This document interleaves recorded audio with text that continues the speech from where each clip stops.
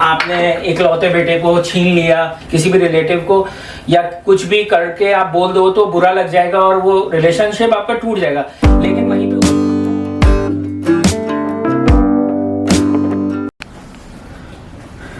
हिमा उठो, क्या है? जब से ससुराल से आई हो अपनी भाई सो रही हो तुम?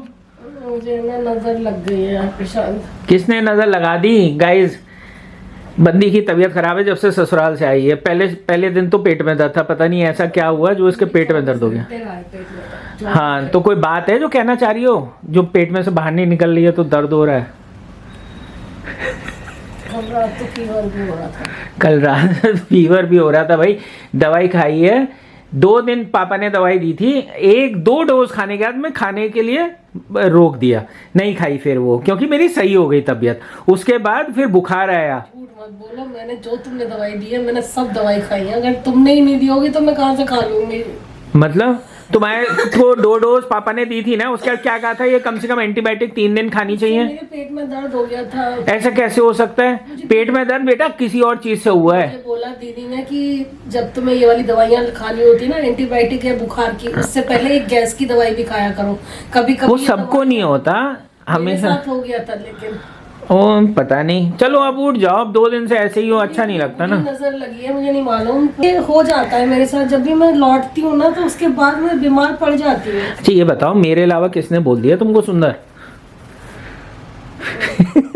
सोचो किसने नजर लगा दी?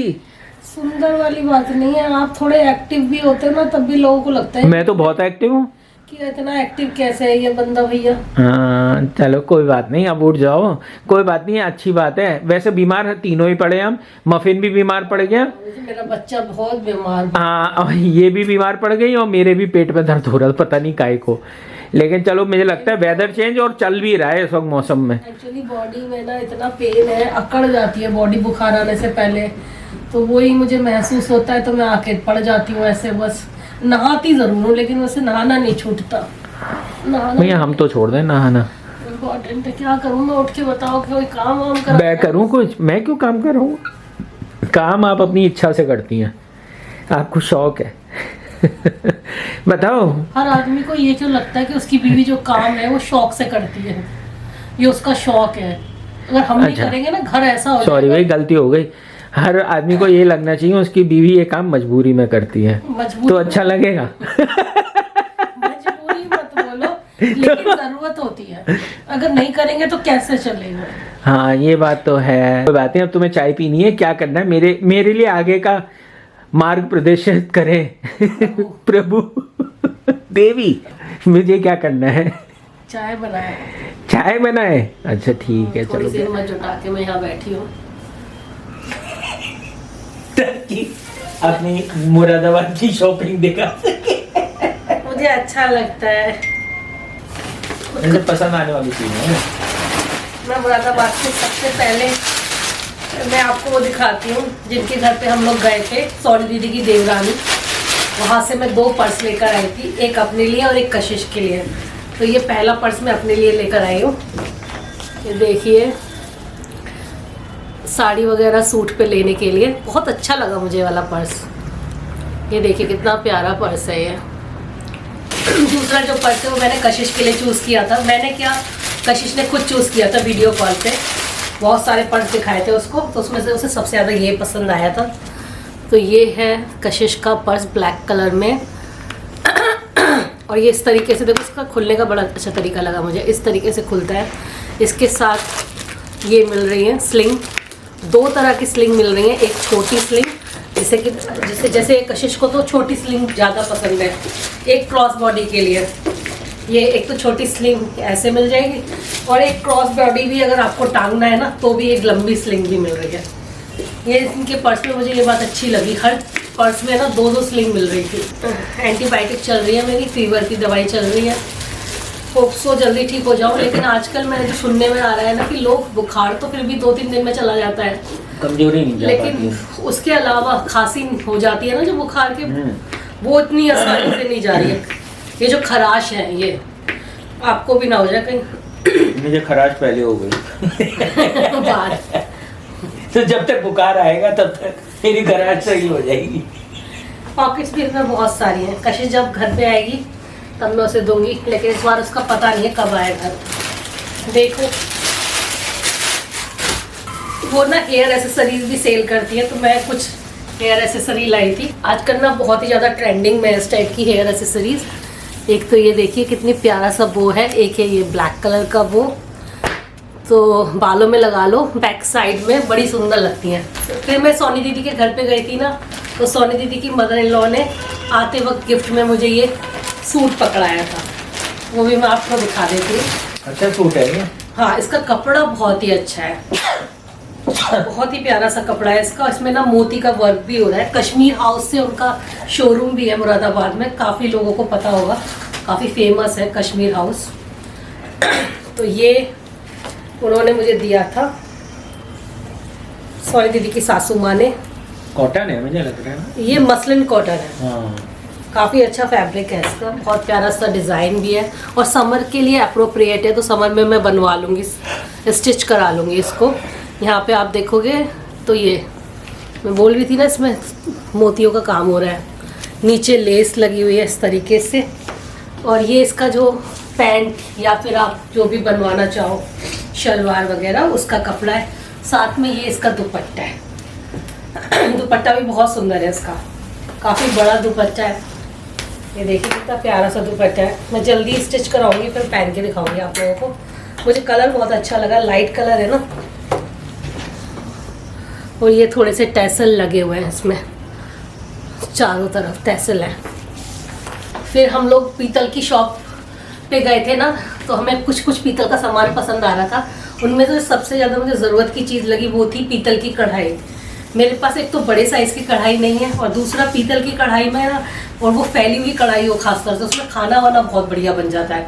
तो ये मैं एक लेकर आई हूँ पीतल की कढ़ाई। देखिए ये मुझे 960 के करीब की पड़ी है पीतल की कढ़ाई। 930 है। अच्छा, 930 रुपए। और ये अंदर से भी पीतल की ही थी, लेकिन फिर मैंने क्या किया, इसमें ना कलाई चढ़ने के लिए दे दी थी। तो जिस दिन मैंने ये ली थी उस दिन नहीं मिली मुझे, नेक्स्ट डे लेकर आनी पड़ी, क्योंकि इसमें कलाई लगी थी। 450 रुपए कलाई में, जो हमें लगा गलत ले लिया। हाँ। ज्यादा ले लिया, क्योंकि टाइम का क्रंच था, इसलिए हमने भी दे दिया। उसने बोला कि अगर सर आप थोड़ा 2-3 दिन छोड़ दोगे तो करवा देंगे, लेकिन उसने देखा कि हम लोग जल्दबाजी में है और थोड़ा सा हमें मुरादाबाद के इतने रेट्स का आइडिया नहीं है। मैं वैसे भी मुरादाबाद में बाजार कम ही जाती हूँ। अगर मिनी दीदी होती ना मेरे साथ तो सही करवा ले प्राइस, उनको थोड़ा आइडिया ज्यादा है। लेकिन तुम्हारे संग गया था मैं तो। वैसे बहुत सारे लोगों को मालूम होगा, जो मुरादाबाद में पीतल का सामान मिलता है वो बाय वेट मिलता है। हाँ। तो ये 1.2 kg के करीब की थी, लेकिन कढ़ाई बहुत ही बढ़िया मिल गई है मुझे लगता है कलाई शायद 250 रुपए में या 300 रुपए में हो जाती, 200-250 में हो जाती। हाँ। और कलाई से होता क्या है, अंदर का जो जैसे पीतल होता है ना, वो काला नहीं पड़ता है। प्लस कभी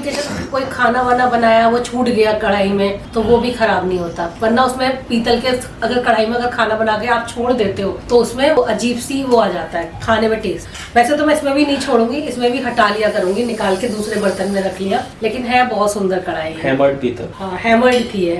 और फिर मुझे जब ये कढ़ाई दिखी तो मैंने सोचा इसके साथ की करछली भी ले लेते हैं। तो ये मैंने एक करछली ली है, ये भी पीतल की ही करछली है। वुडन हैंडल है तो गर्म नहीं होगा। ये इसका वुडन हैंडल है, बहुत ही अच्छी है और काफी हैवी है ये। तो ये मुझे 300 रुपीज की पड़ी है, अच्छी है ये भाई। आज मैं सोच रही हूँ कि इसमें कुछ मीठा बनाती हूँ, पहली बार कढ़ाई जब मैं यूज करूँ तो सबसे पहले कुछ मीठा बनाऊँ। देखो आज तबीयत ठीक लगी तो आज, नहीं तो फिर किसी और दिन बनाऊंगी। फिर मैं गई थी कहते हैं शूज की शॉप पर, आपने देखा ही था मेट्रो, बहुत अच्छा कलेक्शन रहता है इनके पास मेट्रो पे, है ना। स्लीपर्स का और सैंडल्स का तो बहुत ही बढ़िया। अगर आप लोग मुरादाबाद रहते तो आपको आइडिया होगा। अफोर्डेबल भी है, मुझे ऐसा लगा अगर सेम चीजें यहाँ पे मिलेंगी तो एक्सपेंसिव। ये चीज दुगने दामों में मिलती है दिल्ली में, तो मैं तो सच बोलूँ, क्योंकि यही चीज अगर मैं यहाँ लेने जाऊंगी ना, जो चीज मुझे वहाँ 700 की मिल गई है, यहाँ पे कम से कम वो 1200-1300 की मिलेगी। तो ये देखिए, ये एक जोड़ी चप्पल मैं ये लेके आई हूँ, ये प्लेटफॉर्म हील लेकर आई हूँ। और ये जो हील है ना, ये आप साड़ी वगैरह पे, सूट पे पहनोगे तो साड़ी पे तो ये होता है प्लेटफॉर्म हील पहन ली और फिर दिखती है नहीं, तो हाइट बहुत बढ़िया निकल के आती है आपकी। तो ये बहुत अच्छी लगी मुझे, ब्लैक कलर में है ये 650 है। ये 650 में लिया। बताइए, ये वाली स्लीपर्स बहुत लोगों को पसंद आई थी। जब मैंने व्लॉग शेयर किया था काफी लोगों ने लिखा था कि ये बीड्स वाली स्लीपर्स है, बड़ी प्यारी लग रही है। तो ये वाली स्लीपर्स मैंने ले ली है, ये फैंसी स्लीपर्स है। अगेन ने सूट वगैरह पे डाल सकते हो, साड़ी पे डाल सकते हो। ये देखिए कितनी प्यारी बीड्स हैं इसमें, बीड्स का काम बहुत बढ़िया हो रहा है इसमें। ये मुझे मिली है 950 रुपीज में, बहुत सुंदर है। हील भी है, देखो इसमें ये हील।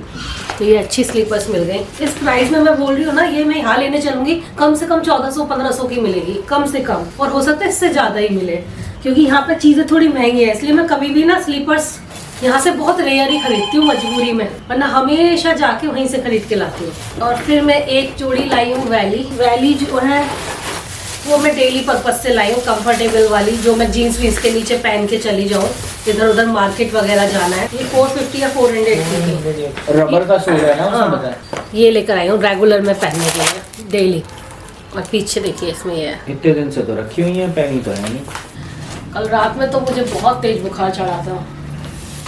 हेलो गाइस, तो रीमा की तबीयत खराब है जैसे कि आप सबको मालूम है। रीमा कह रही थी कि मैं बना दूं, खुद मेरे से कह रही थी कि मैं बना देती हूँ, हट जाओ यहाँ से, लेकिन मैंने कहा नहीं, तुम्हारी तबीयत खराब है, तुम आज रिलैक्स करो, दवाई खाओ। देखो पीछे से खांसने की आवाज़ आ रही है ना, और मैं बनाता हूँ तुम्हारे लिए अच्छा सा मटर पुलाव, पनीर मटर पुलाव।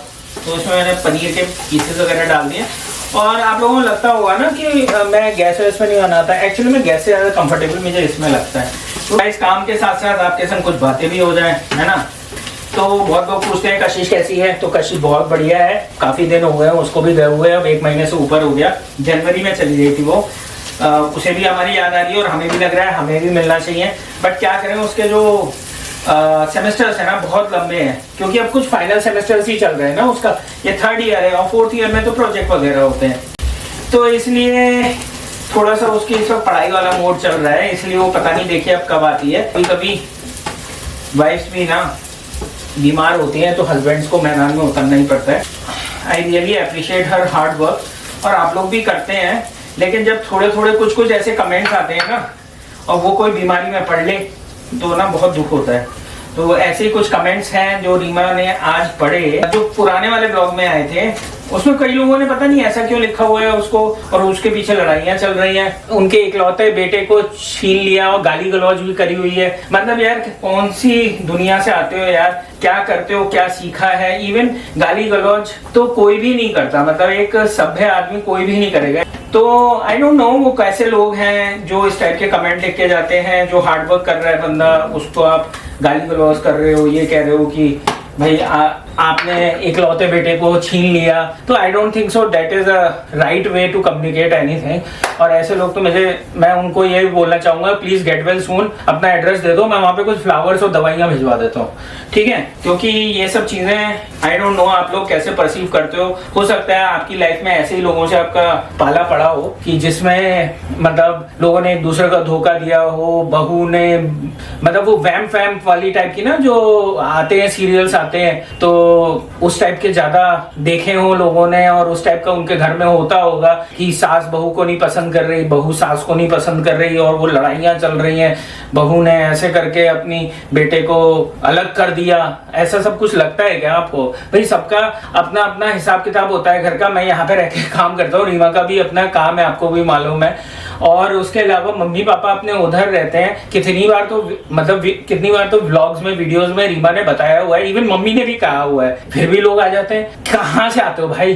ठीक है, हमारी लाइफ जो है ना बहुत ज्यादा सॉर्टेड आउट है। हमें क्या करना है मुझे और रीमा को मालूम है, मेरे मम्मी पापा को क्या करना है वो उनको मालूम है। हम लोग ना अपने रिलेशंस को पहले महत्व देते हैं और उसके बाद में हम किसी और चीज को देते हैं। तो अगर हम ये कोशिश कर रहे हैं कि हम अपने जो रिलेशंस है सबके संग अच्छा बना के चले, तो कोई बात ये गलत तो है नहीं। आप लोग भी इस बात को मानोगे, है ना। किसी के संग आपके रिलेशंस बिगड़ना तो बहुत आसान होता है। आप किसी को भी एक बार में बोल दो, जाके किसी भी रिलेटिव को या कुछ भी करके आप बोल दो तो बुरा लग जाएगा और वो रिलेशनशिप आपका टूट जाएगा। लेकिन वहीं पे उस चीज को मेंटेन रखना बहुत ज्यादा मुश्किल होता है। तो आपको ये चीज सोचनी चाहिए किसी को भी बोलने से पहले, बिकॉज रिलेशनशिप्स एक्चुअली में किसी भी चीज से ज्यादा इंपॉर्टेंट होते हैं, राइट। व्लॉगर्स होते हैं ना, एक्चुअली में उनको ये सब चीजें देख के चलनी पड़ती हैं।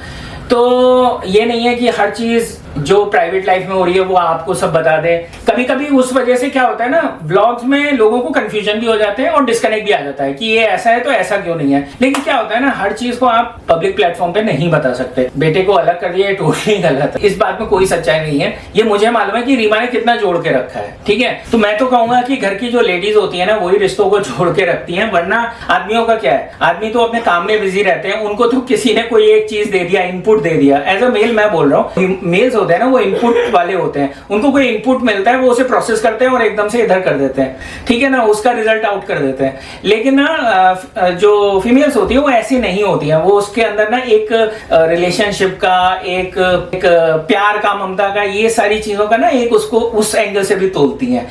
तो मुझे ये लगता है कि लेडीज का एक बहुत बड़ा महत्व होता है सोसाइटी में और घरों को जोड़ के रखने में भी, ठीक है। और घर, मैंने तो यही देखा है कि मेरे घर में तो रीमा जितना जोड़ के रखती है ना, शायद मुझे नहीं लगता। अगर मैं अकेला होता तो काम के चक्कर में मैं इधर उधर घूमता रहता। एक बार फैक्ट बताऊं, जैसे शादी से पहले मुझे किसी की बर्थडे, एनिवर्सरीज कुछ नहीं याद रहता था। शादी के बाद ही रीमा ने क्या किया, ये रिमेम्बर करना शुरू किया कि किसकी एनिवर्सरी कब है, कब किसकी बर्थडे है। वरना मुझे तो कुछ नहीं याद रहता था, मैं तो सबकी भूल जाता था। मेरे केस में तो ये बात बिल्कुल फैक्ट है, रीमा ध्यान दिलाती है, मैं सबको विश करता हूँ, पहले वो विश करती है फिर मैं विश करता हूँ। दिवाली हो, होली हो, वो ही सबको फोन लगाती है, बात करती है और मैं रीमा को सपोर्ट करता हूँ। मतलब मैं भी ये नहीं कहता हूँ मैं इससे बात नहीं करूंगा, वो मुझे ध्यान दिलाती है, मैं कर लेता हूँ। तो रीमा का बहुत बड़ा महत्व है मेरी लाइफ में और कशिश की लाइफ में भी। रीमा के बहुत सारे ऐसे डिसीजंस हुए हैं जिससे मुझे बहुत फायदा हुआ है और शायद लाइफ में मैं आगे बढ़ा हूँ रीमा की वजह से बढ़ा हूँ। तो जब कोई ऐसे कमेंट उसको करता है ना, तो मुझे बहुत एक तरीके से दुख भी होता है और गुस्सा भी आता है, क्योंकि फैक्ट्स तो मुझे मालूम है, ठीक है, आप लोगों को नहीं मालूम। बिकॉज मैंने जैसे पहले बोला, आप लोगों को जो नॉलेज मिलती है, जो लिमिटेड आप व्लॉग्स देखते हो, आपको मालूम है उसी से ही पड़ता है। और कहीं ना कहीं हम बहुत सारी चीजें नहीं बताते तो आपको डिस्कनेक्ट लगता है, तो आप उसके बेसिस पे ना आप प्रिज्यूम कर लेते हो बहुत सारी बातों को। तो ऐसा मत करा करो, हो सकता है कुछ ऐसे गैप्स हो, कोई नहीं उनको भरना चाह रहा हो, नहीं बताना चाह रहा हो, है ना, बहुत सारी पर्सनल चीजें होती है। तो आई थिंक आप आगे जो है थोड़ा सा रिस्पेक्ट करेंगे, लड़ाइयां नहीं करेंगे कमेंट करके। उसके नीचे रीमा को बहुत सारे लोग सपोर्ट भी करते हैं, बहुत लोग लिखते भी हैं, आप इन बातों पे ध्यान नहीं दिया करो, but sometimes you get moved by these comments. तो आपको रिप्लाई भी करना होता है, बुरा भी लगता है। और हाँ, ये बात भी सच है, हाँ, मतलब आप जब सक्सेसफुल होते हो तो बहुत सारे लोग आपकी टांग भी खींचने में लगते हैं। अब लगता है मैंने बहुत ज्यादा बातें कर रही है, कुछ आधा एक घंटे का व्लॉग बन जाएगा और रीमा कहेगी अरे ये क्या मेरे व्लॉग में आज तो तुम ही बोले हो। तो मैं अब जल्दी से ना खाना बना लेता हूँ। रीमा की हो रही है तबीयत खराब, तो उसको जल्दी से खाना देते हैं। फिर उसको एक्चुअली में मेडिसिन भी देनी है, एंटीबायोटिक देनी है, पापा ने बताई है, क्योंकि आजकल सबको ना वायरल चल रहा है। और वायरल में ना, वायरल का बुखार तो सही हो रहा है, लेकिन जो वो होता है ना खांसी, वो नहीं जा रही है लोगों की। तो उसके लिए थोड़ा सा एक आध हफ्ते तक का प्रिकॉशन है। और आने वाले टाइम में भी बहुत सारी चीजें हैं और हमारी लाइफ में बहुत सारे चेंजेस होने वाले हैं। ये मैं ऐसे ही नहीं कह रहा हूँ, वो ऐसे चेंजेस हैं जिनको हम चाहेंगे ना तब भी वो रुक नहीं पाएंगे, और वो आपके संग हम सब चीजें शेयर करेंगे आने वाले टाइम में। थोड़ा सा पेशेंस रखिए, क्योंकि हम कहीं नहीं जा रहे, व्लॉग्स कहीं नहीं जा रहे, हम लोग भी यही हैं, जहाँ जहाँ हम हैं वहाँ वहाँ हमारे व्लॉग्स हैं और वहाँ वहाँ आप लोग भी हैं, ठीक है।